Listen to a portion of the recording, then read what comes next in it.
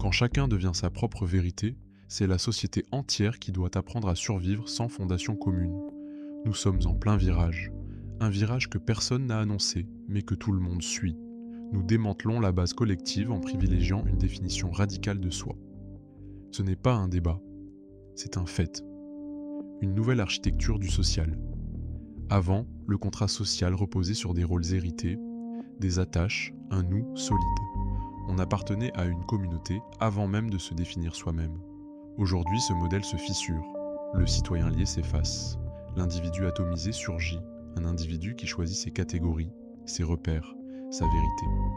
L'identité de genre moderne devient le symbole le plus visible de cette mutation. Elle affirme que chacun peut se nommer, se situer, se redéfinir.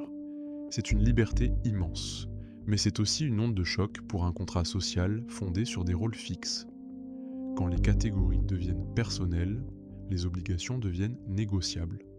Et quand les obligations deviennent négociables, le collectif perd sa colonne vertébrale. Les institutions suivent ce mouvement. Elles ne protègent plus un groupe, elles gèrent à des trajectoires individuelles. Elles ne produisent plus du commun, elles administrent des identités. La légitimité ne vient plus du nous, mais de la capacité à garantir l'autonomie de chacun. Alors la question tombe, sèche, incontournable. Une société cohésive peut-elle tenir debout quand l'autonomie devient le seul critère de légitimité institutionnelle? Quand le nous se dissout dans une addition de je, chaque identité fragmentée, chaque parcours individualisé n'est pas un simple choix, c'est une signature.